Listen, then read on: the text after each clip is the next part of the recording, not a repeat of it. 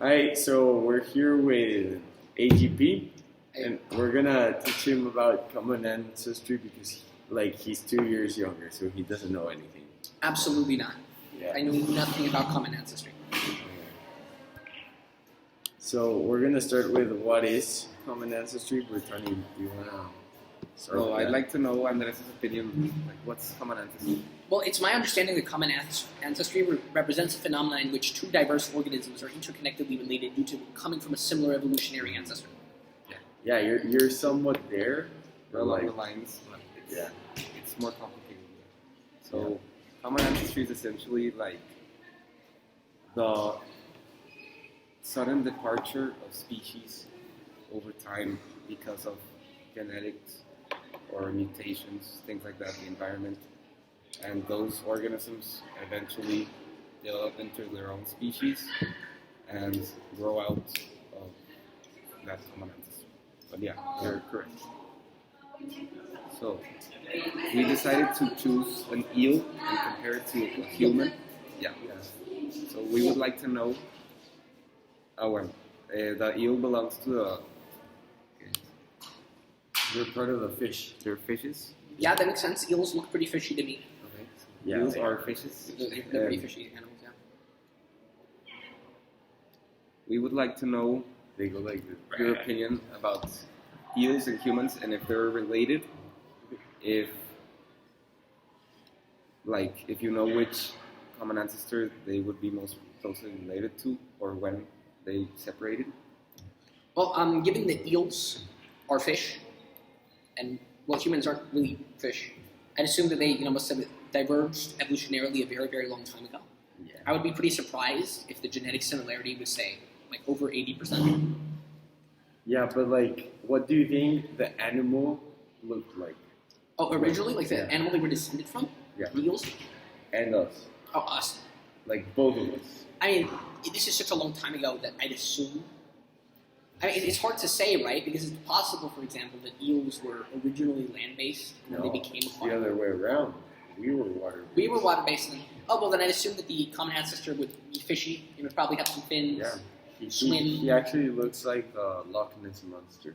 Really? Yeah. Do you want to see? Sure, yeah. So Yeah, this is our most common ancestor. Oh wow, yeah. It's obviously Dr. Magda, you can't see it, but it's kind of like a lizard-looking thing that's a fish, Yeah. and has little fins and a tail. We diverged 430 million years ago. Yeah, so 430 million years is a lot of time. Yeah. Well, I mean, maybe not for you, man, but for me, it's quite a while. So now we'll show you how humans and eels are connected through anatomical evidence and through embryonic evidence. They're getting the anatomical evidence. Yeah. We want for you to look at it because. Right. Oh wow. This is a little. Yeah. So this is an embryo. Right, show her the embryo. Yeah, so that's a human embryo, I guess. You can look at it. It looks pretty human-y to me. Yeah. It's an embryo. Actually an alien embryo. This is an eel embryo. Oh wow. And there is a certain visual similarity. You Yeah, can and You that's can see how they're similar. yeah, you can see the curves and yeah, they're basically the same. Not not quite. the same, but they But look they similar have- enough for you to realize that there's some type of connection. That we are basically the same things. Yeah.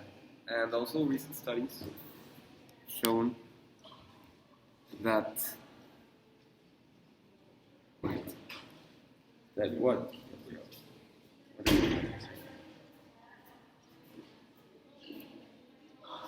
that both humans and eels share a similar spinal structure, and this came from a 345 million year old eel fossil that suggested that the complex anatomy arose separately and perhaps before the first species to walk on land. So these two, this similarity in the bone structure of humans and eels goes to show how they descended from the same ancestor. Yeah. And share some similar traits. Yeah. So what have we learned?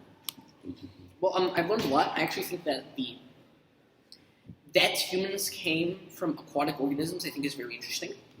right? Because theoretically, basically, we're all descended from oceanic creatures because just the ocean is so large, right? And it's so fascinating to look at like embryos from different species, and we diverged from eels like 345 million years ago, like you said, and you can sort of still see like some visual similarity to the Yeah. Yeah. Well, that would be it. Thank you. Yeah, thanks. I mean, they did a great